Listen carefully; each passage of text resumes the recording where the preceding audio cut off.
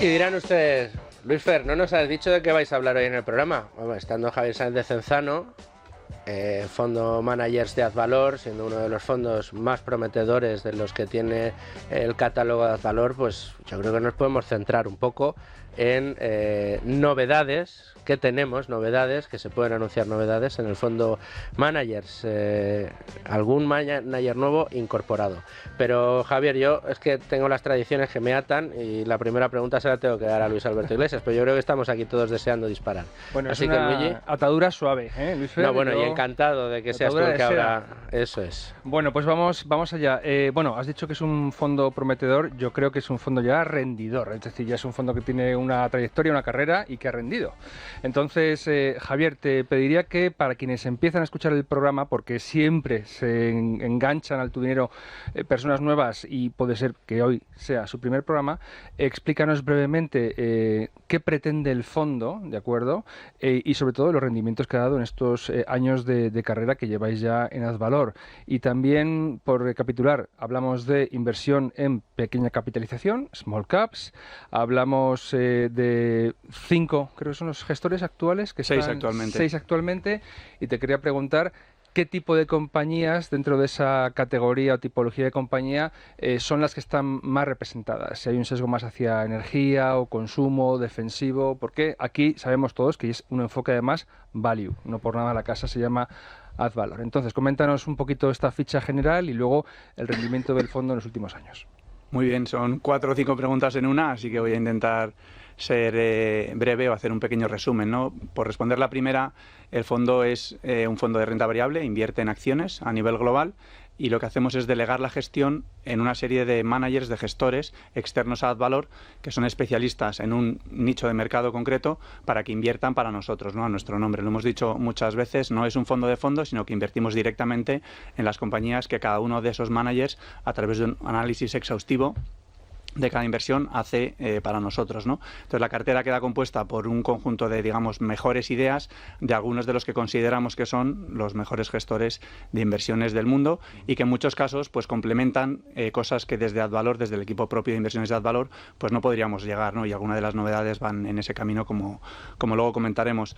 En cuanto al rendimiento, el fondo acaba de cumplir 5 años, hace pocos meses. La rentabilidad total ha sido de alrededor del 60%, que supone algo más de un 9% anualizado, compuesto.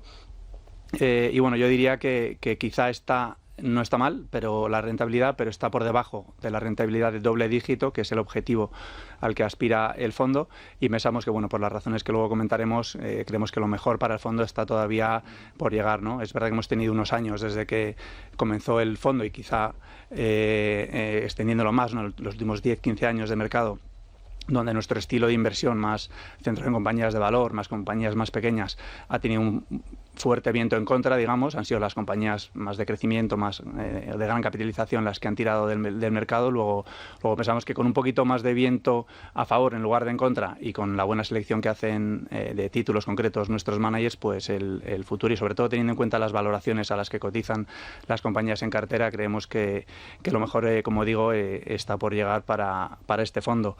Y luego, como bien decías, el fondo está muy sesgado actualmente, ¿no? Hacia compañías de pequeño tamaño, de pequeña capitalización. No es, digamos, por norma, no tendría por qué ser así necesariamente, pero es verdad que en ese área del mercado pues es donde nuestros managers están encontrando un mayor número de oportunidades, compañías más infravaloradas, más interesantes, de mayor solidez, menor riesgo que las que podemos encontrar en otras áreas. Y como decía, sí, son 6 managers en estos momentos. Hemos incorporado uno hace apenas 2 meses que invierte en renta variable china y que luego, si queréis, podemos comentar.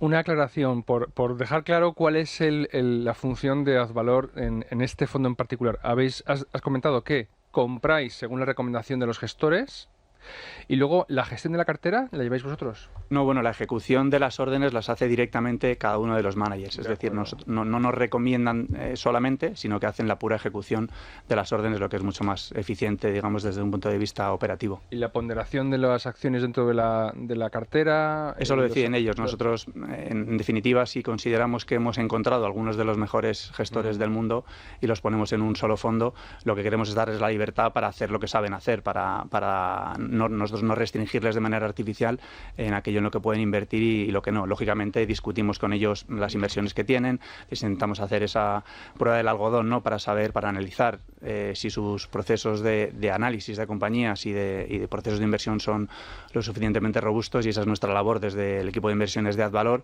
de primero construir esa convicción en cada uno de los managers y luego monitorizarlo a lo largo del tiempo, que es muy importante, ¿no? No podemos invertir en uno de ellos y ya olvidarnos, ¿no? Sino que tenemos que ir siguiéndolos para saber si todo lo que nos gustó en su día, cuando decidimos incorporarlo al fondo, sigue estando ahí, ¿no? De manera que tengamos esa convicción, digamos, actualizándola recurrentemente.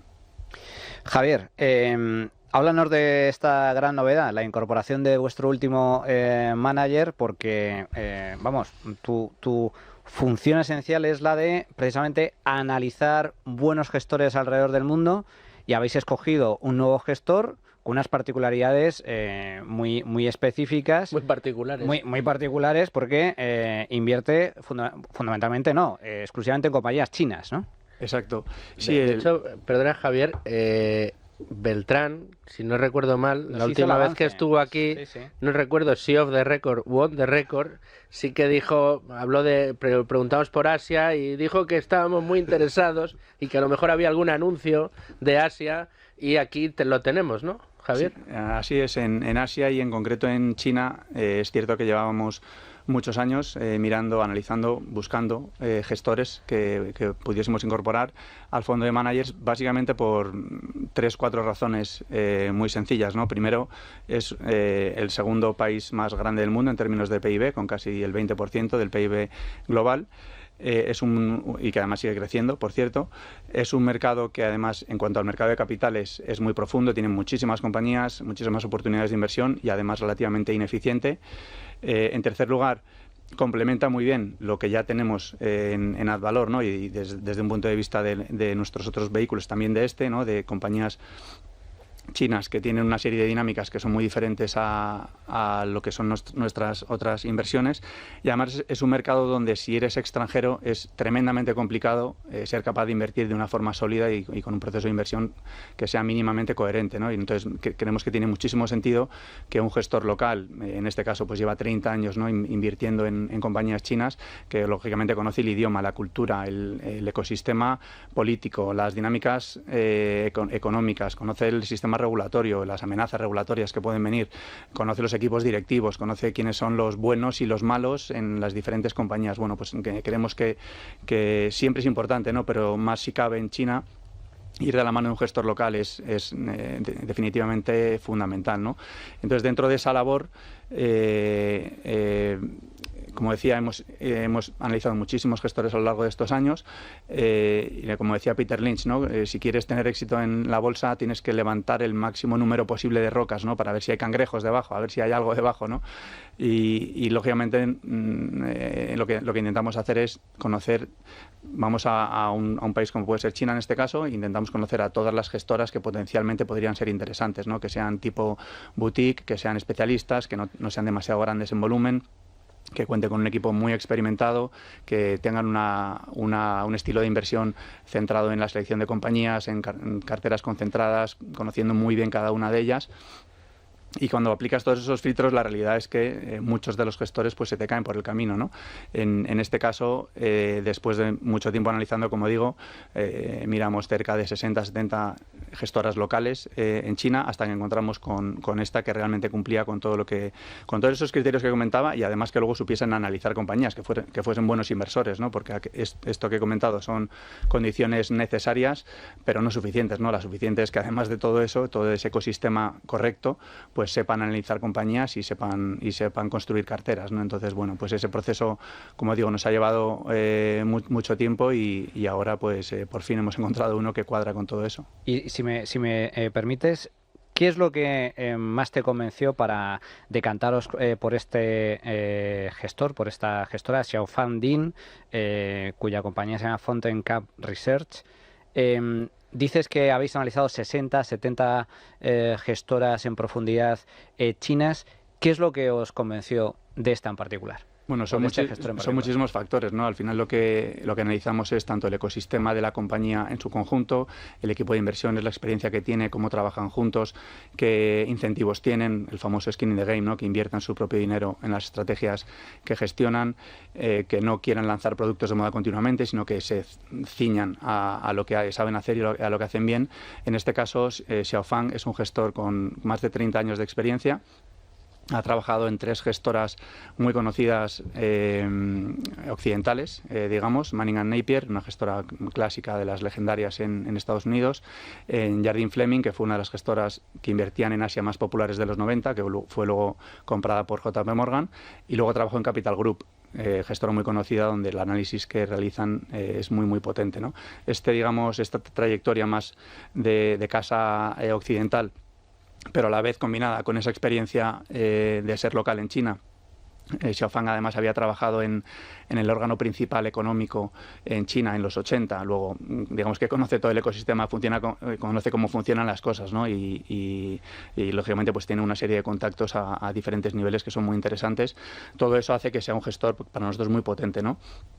Y además de todo eso, lógicamente, pues que tiene un equipo a su alrededor muy potente, tiene un proceso de inversión muy interesante basado en lo que ellos llaman un análisis casi de mochilero, ¿no? De recorrerse el país, de ver las compañías, las factorías, entrevistarse con gente de diferentes ámbitos para conocer muy bien cuáles son las dinámicas de oferta-demanda de cada sector, el entorno competitivo, cuál es la situación de la compañía en concreto. Como decía antes, conocer el equipo directivo, cuáles son los buenos y los malos, los que te pueden engañar y los que no. Y nos comentaba, por ejemplo, cuando vino a Madrid, ¿no?, a vernos hace unos meses, cenando con él, pues nos comentaba que nunca había tenido una situación de fraude en su cartera de inversión, ¿no? Lo que es, digamos, el primer paso para luego tener éxito, ¿no? Y que no te engañen, ¿no? Y en un mercado así, lógicamente, pues tener un gestor de este nivel nos da mucha comodidad en términos de mitigar los riesgos, ¿no? que pueden asociarse a una inversión como esta. Nunca van a desaparecer todos los riesgos, lógicamente, forma parte de la inversión en todas las geografías, pero en este caso pues queríamos centrarnos mucho en que esa parte del riesgo estuviese más controlada, más mitigada, ¿no? Has dicho un par de cosas antes cuando planteabas las razones por las que estabas en Asia que quizás a algún oyente le resulten llamativas o extrañas. Porque has dicho, por ejemplo, como razones para acudir a ese mercado, has dicho que es relativamente ineficiente el mercado de capitales y además también decías que si eres extranjero es muy complicado invertir. Y esto puede que desde fuera alguien piense, pues entonces eso son razones para no ir. Si es ineficiente y es complicado, motivos para no meterse, no para meterse. ¿Por qué, sin embargo, vosotros lo veis como una oportunidad? Desde el punto de vista de la ineficiencia me refiero a que las valoraciones no necesariamente reflejan la realidad de las compañías, ¿no? Y todos los mercados pues tienen su grado diferente de ineficiencia, que es lo que puede dar las oportunidades de inversión.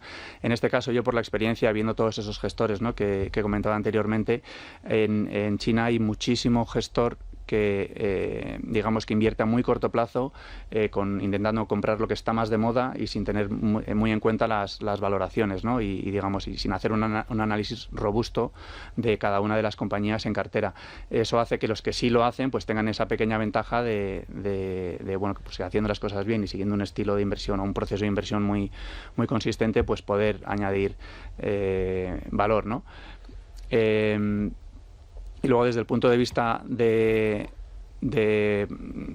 cómo lo podemos hacer desde no siendo locales, precisamente para nosotros, ¿no? En nuestra opinión esta es la manera, ¿no? Si nosotros queremos, como decía Buffett, ¿no?, en una partida de póker, si no identificas rápidamente quién es el tonto en la mesa, seguramente el tonto eres tú, ¿no? Pues nosotros, digamos, siendo locales aquí, querer añadir valor o querer saber más que la gente que invierte en China, que conoce todo el ecosistema chino, es tremendamente complicado, y por eso digamos la ventaja de este vehículo, ¿no?, de Advalor Managers, es que nos permite asociarnos con alguien que realmente tiene todos esos componentes para invertir de manera local, no siendo nosotros locales.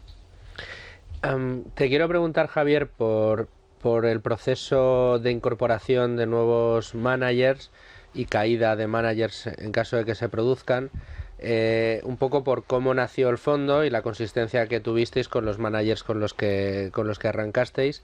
Pero antes, yo creo que por terminar o por cerrar, o tratar de cerrar un poco el ciclo de este último manager incorporado, de China. A ver, en esta mesa hemos debatido en más de una ocasión si China es invertible, si China no es invertible, y sí que ha habido cierto consenso a la hora de decir es un mercado muy complicado, es un mercado en el que necesitas un conocimiento muy profundo de las compañías, de cómo se hace allí la contabilidad, de cómo es la idiosincrasia propia del mercado en un país tan particular, pues es una dictadura comunista que tiene una cierta apertura al mercado y existe la economía de libre mercado, pero hasta cierto punto, hasta el punto que Xi Jinping quiera, ¿no? Entonces, siempre hemos considerado que China, o es una de las conclusiones que ha salido en muchas ocasiones en esta mesa, que China es un país muy complicado de invertir porque no tienes demasiada transparencia al grado de, de confianza que puedes tener en los datos que vas viendo. Esas barreras que hemos hablado aquí en esta mesa en muchas ocasiones y que son barreras que salen habitualmente en los debates sobre la inversión en China, un gestor como el que habéis contratado las salva, o sea, alguien que tiene ese conocimiento porque es local, porque lleva allí muchos años y que además tiene un expertise más occidentalizado de cómo se tienen que analizar las compañías, es, digamos, la opción perfecta para aprovechar el crecimiento de la economía china. Bueno, yo diría primero que ningún gestor del mundo está a salvo, digamos, de cometer errores. Todos los gestores del mundo, en mi experiencia, al menos de más de 20 años viendo gestores, todos cometen errores, ¿no? Antes o después, y es imposible reducir el riesgo a cero, ¿no? Cuando acertar en todo inviertes, siempre. Efectivamente.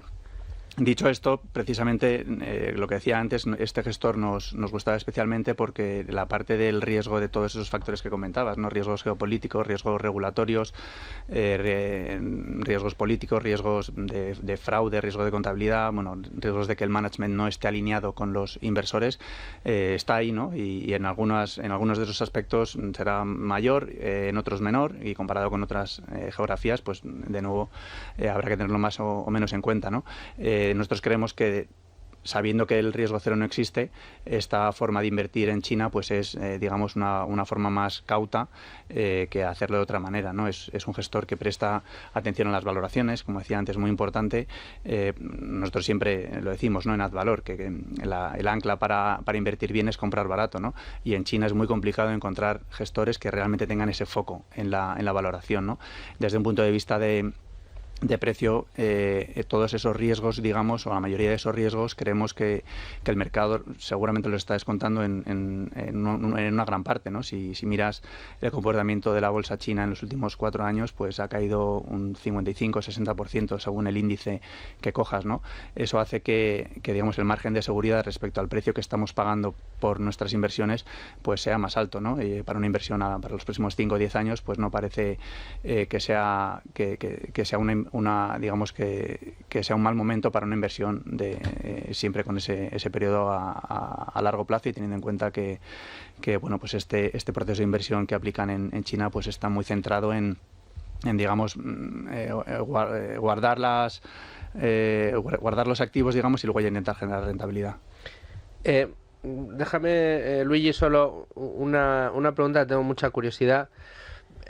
Ahora mismo el fondo está compuesto por Donald Smith, que ese sí que estaba al principio, sí, por Moreus Capital, que también estaba al principio, por Guerin y Rosenbach, que también estaban al principio, y luego tenéis 3 incorporaciones: Southern Asset Management, 3G Capital Management y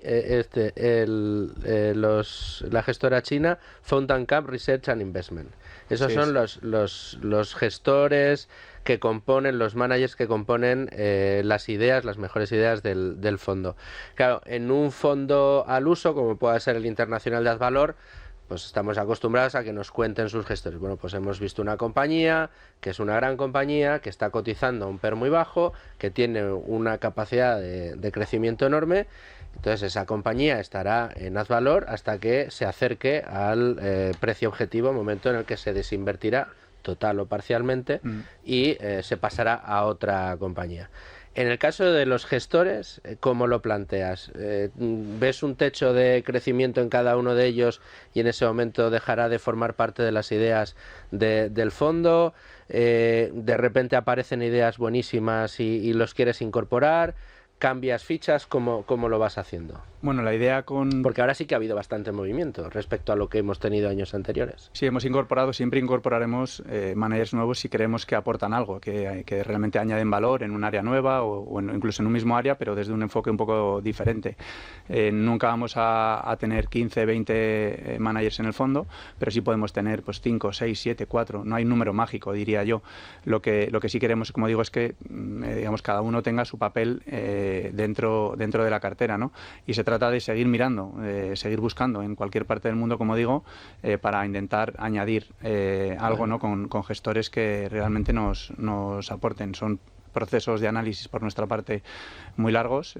Como digo, pues en China llevábamos años, ¿no? Y en los 2 casos que has comentado que añadimos en 2023, pues lo mismo, ¿no? Llevábamos años, ¿no? Analizándoles. Pues bueno, es una labor, digamos, donde no hay atajos, donde hay que hablar con mucha gente, hay que hacer muchas reuniones, hay que leer muchas cartas trimestrales, mucho material que hayan podido publicar cada uno de los managers, no solo estos, ¿no? Sino todos los demás que descartamos. Al final, si lo piensas en términos porcentuales, descartamos el 99% de los gestores que analizamos, ¿no? Entonces, hasta que llegamos a uno que sí nos cuadra con todo lo que queremos, pues has dejado por el camino literalmente de docenas o cientos de managers que por alguna razón pues no cuadran con lo que buscabas. Eso es lo que creemos que hace más robusto al proceso. No añadir por añadir, sino añadir cuando algo realmente complementa lo que ya hay. Entonces, bueno, es en nuestra opinión, digamos, cuando decidimos si queremos, respondiendo, ¿no?, a la segunda parte de tu pregunta, de si a lo mejor decidiríamos sacar alguno o no, la idea es estar con ellos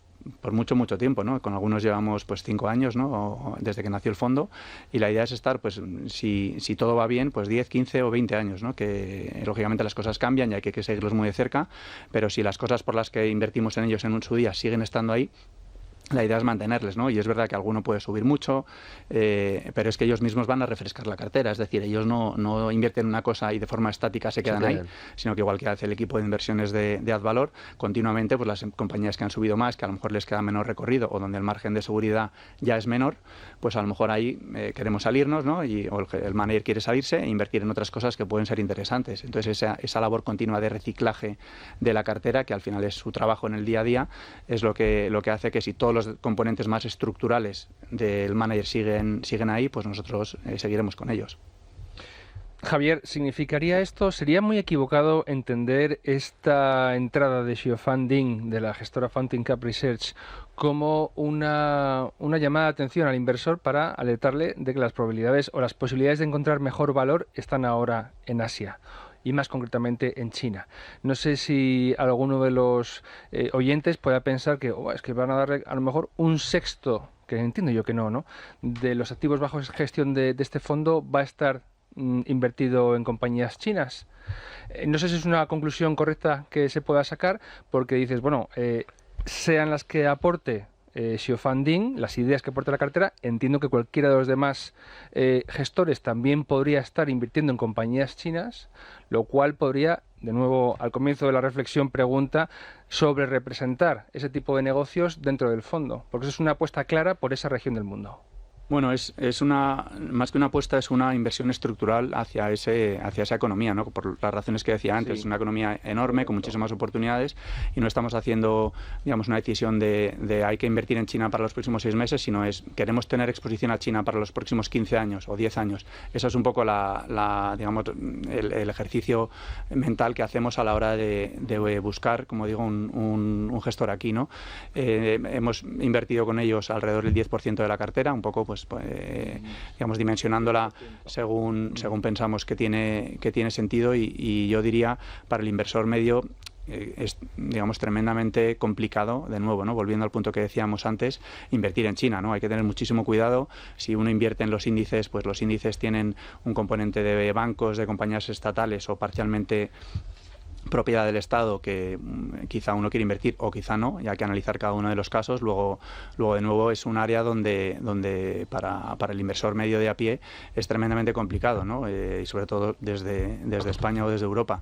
Entonces, bueno, pues yo diría que hay que ir con mucha cautela o no ver esta decisión nuestra de invertir en un gestor chino como una recomendación, digamos, de corto o medio plazo de que es el momento de invertir en una geografía Pero concreta. por lo que has dicho de las ineficiencias en las valoraciones, por la depresión de la economía que está haciendo un potencial de crecimiento tan enorme como el que tiene, correspondiéndose con la población tan gigantesca que tiene. Es decir, eso va a tener que remontar en algún momento, pronto, más pronto que tarde, y ahí conviene estar posicionado.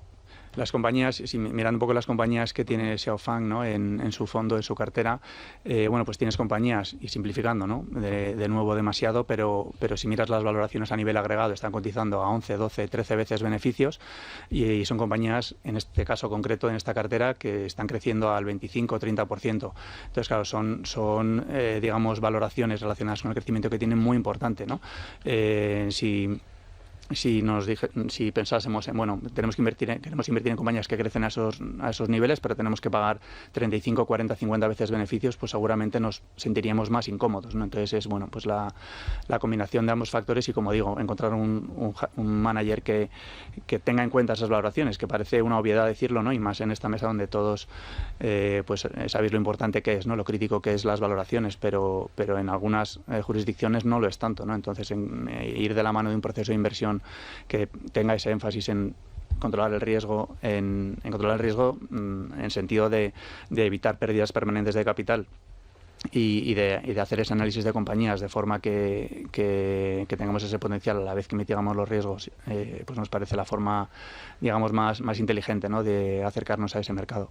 Javier, háblanos un poco de en qué situación se encuentra en estos momentos el fondo en cuestión. ¿Cuántas posiciones tenéis en cartera? ¿Cómo ha impactado la incorporación de este nuevo gestor a vuestra cartera? ¿Y en qué situación se encuentra a nivel de valoración? De hecho, hay un reciente informe de Morningstar que considera que AdValor Managers es uno de los fondos europeos más baratos o más atractivos en estos momentos, después de haber analizado más de 10.000 fondos de inversión a nivel Europa. ¿En qué situación se encuentra en estos momentos el fondo? Muy buenas preguntas. En términos de número de compañías, ahora con la incorporación de Xiaofang y de su cartera, están alrededor de 200 compañías. En términos de valoración, sí, como dices, publicó Morningstar este estudio, ¿no?, donde lo hacía en términos de PER, ¿no?, que de nuevo es una simplificación, pero para un ejercicio de este tipo creo que puede valer, y efectivamente afirmaba que era en esos términos uno de los fondos más baratos, digamos, con las valoraciones más bajas de todos los fondos en Europa, de alrededor de 10.000, ¿no? El fondo está cotizando alrededor de 8 veces beneficio y tiene una rentabilidad por flujos de caja, lo que llaman free cash flow yield, de alrededor del 15%, ¿no? Y por eso es por lo que decía inicialmente, ¿no?, que pensamos que lo mejor para este fondo está por venir, ¿no?, con una cartera con compañías muy sólidas, con balances muy saneados, que han hecho disminución de deuda en los últimos años, que han incrementado dividendos, que han hecho programas de recompras de acciones. Hablábamos con Donald Smith recientemente y alrededor del 70% de su cartera son compañías que están haciendo recompra de acciones, ¿no?, lo cual añade muchísimo valor si el precio de cotización de esas compañías es bajo, como es el caso, ¿no? Y que es lo que ha hecho también que tengamos muchas compañías opadas dentro de nuestra cartera, ¿no? Ese tipo de compañía de pequeño tamaño, con una valoración muy interesante y con las finanzas, digamos, muy saneadas, pues es un caldo de cultivo muy atractivo para compradores externos, ¿no?, como así ha ocurrido. Has comentado dos movimientos en bolsa que no son iguales, pero bueno, tienen que ver en el sentido de que alguien ve una oportunidad en el precio. La recompra y las OPAs, sobre todo para los recién llegados. ¿Por qué os gusta tanto la recompra de acciones? ¿Qué es lo que eso quiere decir? ¿O qué tiene que ir unido a la recompra de acciones para que os guste o para que a los managers que tenéis en cartera pues sientan que es una buena noticia? Y las OPAs, que yo creo que ya lo hemos dicho, sobre todo ha salido últimamente bastante el tema de las OPAs. Se ve que hay muchas empresas en buenos precios. ¿Son una especie de noticia agridulce o...? Sí, porque habéis tenido unas cuantas. Os compran, pero sentís que os están comprando a un precio que a lo mejor no os convence del todo, pero que tenéis que acudir. Sí, hemos tenido en los últimos 3 años y medio, 18 compañías opadas dentro de la cartera. El año pasado, en 2023, solamente en el año hubo 8. Y bueno, 8 OPAs en el 8 año. OPAs a lo largo del año y bueno, a veces, lógicamente, pues el precio es más interesante y otras veces menos, ¿no? Nunca es una mala noticia que te open una compañía y que, digamos, de manera instantánea cristalice el valor o parte del valor, porque puedes reutilizar esos recursos, digamos, para invertir en otras compañías que también pueden estar baratas o pueden ser atractivas, ¿no? Y luego... Solo una cosa, para el oyente que sí que esté llegando de cero. Una OPA es cuando una empresa compra o adquiere una posición, pero normalmente compra, se queda con una compañía y bueno, pues los accionistas de esa compañía tienen que decidir si acuden o no a esa oferta pública, pero digamos sería como si, no sé, Inditex decidiera comprar pues otra compañía del IBEX y hiciera una oferta por ella. Y normalmente las OPA se hacen por un precio superior al que cotiza la acción en ese momento en el mercado, porque si no, pues los accionistas no acudirían, claro, dirían que no a la OPA. Por eso decimos noticia agridulce, dulce en el sentido de que te están pagando más de lo que la acción cotiza en ese momento, agria en el sentido de que a lo mejor vuestra valoración es muy superior al precio que se está ofertando la OPA, pero normalmente cuando hay una OPA, pues en ocasiones hay que acudir y tienes que vender a ese precio, aunque tú pienses que la valoración puede estar muy por encima. Sí, en ocasiones no te queda otro remedio. Es verdad que mirando el listado, ¿no?, de esas 18 compañías opadas, pues digamos, las revalorizaciones respecto a nuestro coste medio pues han ido desde la que menos un más 30, más 35%, desde el precio al que compramos nosotros, hasta algunas el 250%, ¿no? Entonces, bueno, como digo, nunca es una mala noticia porque te pagan más de lo que valían ayer, pero bueno, hay que tener en cuenta otros factores, lógicamente. Solo para terminar, porque nos estamos quedando ya sin tiempo, Javier, sí que me gustaría, si nos puedes, no sé si dar porcentajes, pero ¿qué tipología de empresas tienes? Claro, tenéis 6 managers distintos, son casi 200 compañías en cartera. ¿Son compañías gigantescas? ¿Son compañías pequeñitas? ¿Qué exposición tenéis no sé, tenéis alguna sobreexposición a algún sector concreto, tecnología? ¿Son más small caps muy pequeñitas, sin acceso a ellas salvo a través de este tipo de gestores? Haznos así un mapa. Una radiografía. Sí, una radiografía como puedas. Sí, yo diría que la principal característica del fondo es que tiene alrededor del 70% en compañías pequeñas o incluso muy pequeñas, ¿no? Lo que llaman small o micro caps, ¿no? Esa es la característica principal, ¿no? Y que además es muy diferente tanto a otros fondos de Advalor como a otros fondos de fuera, ¿no? En cuanto a sectores, geografías, está bastante diversificado. A nivel geográfico tiene inversiones en Estados Unidos, en Latinoamérica, en algo en Europa, aunque no mucho. Tiene inversiones en Asia, como estábamos comentando. A nivel, digamos, sectorial, tenemos uno de los managers que está especializado únicamente en compañías relacionadas con las materias primas. Luego ese componente, digamos, está ahí. Y los demás son relativamente abiertos, ¿no?, en cuanto a en qué sectores pueden invertir. Luego tenemos desde compañías de consumo, compañías industriales, compañías, como digo, energéticas o mineras. Tenemos compañías de consumo tanto discrecional como consumo estable o consumo básico.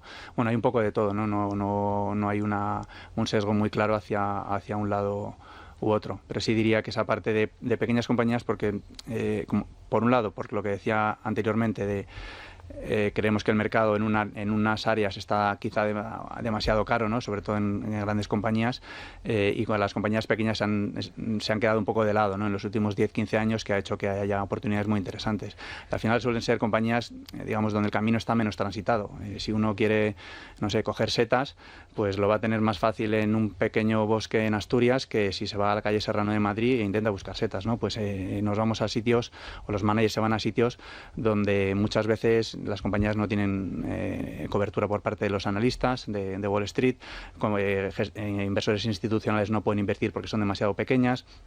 En algunas ocasiones pues son compañías donde hay que hacer muy bien los números o hay que analizar, hay que dedicar mucho tiempo a comprender la compañía para determinar su valor. Bueno, pues son áreas donde digamos, casi nadie mira, y eso hace que, pues, que podamos encontrar compañías, como decía antes, sólidas, con buenos balances y además a precios muy interesantes.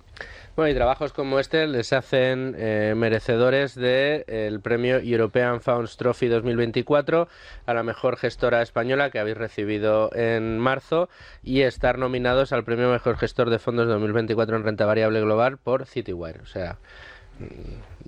sea, vientos favorables para Advalor en muchos ámbitos, no solo en los resultados, sino también en el reconocimiento del mercado. Javier, muchas gracias por habernos traído las novedades profundas, interesantes, que hay que analizar y muy bien dentro del fondo Managers de Advalor, pero te voy a invitar a que te quedes porque ahora vamos a los inolvidables de la inversión con Trade Republic. Vamos a averiguar cuáles son los drivers que operan en la rentabilidad y el riesgo de la renta fija, pero después hablamos de actualidad y vamos a hablar más de oro. ¿Te quedas? Me quedo, encantado. Venga, pues aquí te tengo ahora cuando volvamos a la tertulia. Vamos a los inolvidables.